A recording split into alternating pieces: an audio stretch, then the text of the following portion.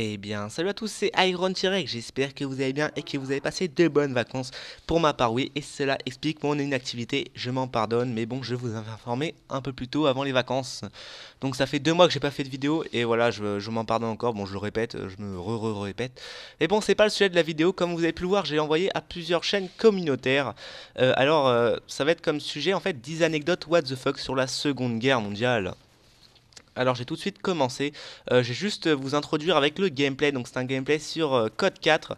Donc c'est un Call of qui s'approche de la Deuxième Guerre mondiale. Je vais voir qu'il y est, je crois. Je crois que ça se passe pour la Deuxième Guerre mondiale. Enfin, je vais pas dire de bêtises parce que j'y ai très peu joué dessus et j'ai pas joué à la campagne. Donc voilà.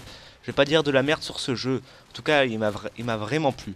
Donc c'est un gameplay à l'AK74U où le score final est de 32-2. Bon, c'est pas un score incroyable, mais c'est déjà ça. Alors je passe directement avec la première anecdote parce que je vois que le temps passe très vite. Donc une anecdote bien what the fuck. Lors de la Seconde Guerre mondiale, des soldats alliés prisonniers en Allemagne reçurent une édition spéciale du Monopoly commandée par les services secrets anglais. À l'intérieur de la boîte se trouvait bien dissimulée une carte, une lime, une boussole et de véritables billets de banque cachés parmi des faux. Apparemment 2500 prisonniers de guerre ayant pu s'évader le devraient au Monopoly. Le jeu de société était en effet l'un des rares objets à pouvoir être remis aux prisonniers par des organismes humanitaires comme la Croix-Rouge. Donc cette information, je peux pas vous dire qu'elle est fiable à 100%, parce que ça, j'ai trouvé sur un site internet et voilà, elle vient pas vraiment d'un truc clean, voilà, donc je peux pas vous assurer à 100%, mais ça peut être envisageable, j'ai envie de vous dire. Alors pour la deuxième anecdote, c'est la célèbre marque de vêtements Hugo Boss a équipé durant la Seconde Guerre mondiale les nazis, avec notamment la confection des uniformes SS. Ceci a été découvert suite à l'enquête d'une journaliste en 1997. Alors ça c'est vraiment vrai, j'ai même des archives de journaux et tout, enfin le disent. J'ai essayé de chercher parce que j'essaie vraiment de chercher des informations assez qui sont vraies quoi, parce que je vais pas vous dire de la merde. Donc maintenant on passe avec la troisième anecdote what the fuck qui est Bill Millin est un soldat écossais connu pour avoir défié l'ennemi lors du débarquement en Normandie le 6 juin 1944 en jouant de la cornemuse malgré les tirs allemands sur la plage de Sword. Il ne fut pas touché et une fois le débarquement terminé, les snipers allemands avouèrent ne pas avoir tiré sur lui car ils le croyaient complètement fou. Donc ouais, ça semble un peu logique, ils préféraient économiser des balles pour des vraies personnes qui risquaient de les tuer. Et ça c'est vraiment vrai, ça par contre je peux vous le dire à 100% parce que enfin j'ai déjà vu dans des documentaires que mes parents m'ont forcé à voir, vous savez que quelquefois les parents c'est vachement relou et c'est là que j'ai vu ça. Alors pour la quatrième anecdote, c'est lors de la traversée de l'Atlantique, donc par l'armée américaine bien entendu, les soldats américains mettaient au bout de leur fusil des préservatifs pour empêcher que l'eau ne rentre trop souvent dans le canon et ne le rouille. Alors ça c'est l'information qui m'a donné envie de faire cette vidéo. C'était encore mes parents, oui, ils me forcent souvent à regarder des trucs en histoire. Et c'était un truc, je sais plus, c'était une sorte de podcast sur internet. En gros, c'est ça qui m'avait donné envie de faire cette vidéo parce que j'avais trouvé ça tellement what the fuck. Je me suis dit, ça va plaire à mes abonnés. Pour la cinquième anecdote, what the fuck, sur la Seconde Guerre mondiale. Donc celle-ci, par contre, c'est un gros fake que j'ai pu trouver sur internet, mais vraiment énorme. Je crois qu'ils ont vraiment pris les gens pour des cons. Alors je vais vous la dire tout de suite. Durant la Seconde Guerre mondiale, les services secrets britanniques ont sérieusement étudié à l'idée de féminiser Hitler en glissant dans ses repas des hormones féminines. L'objectif était de diminuer son agressivité et son autoritarisme afin de l'affaiblir face à ses généraux. Excusez-moi, je bug. L'idée était réalisable car même si Hitler avait des goûteurs, ses hormones étaient indétectables au goût et à l'odorat. Donc vous voyez vraiment, ils prennent vraiment des gens pour des cons. Hein.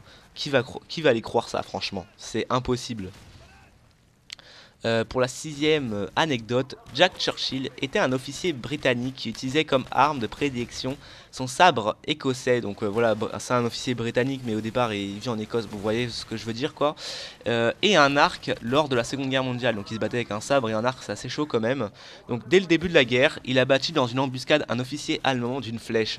Donc il a été surnommé Mad Jack par ses nombreuses excentricités et il devint une légende auprès de ses hommes. Finalement, ces Écossais, c'est vraiment des malades. Hein. Bon, désolé pour les Écossais, je plaisante bien sûr. C'est des fichous, c'est des oufs.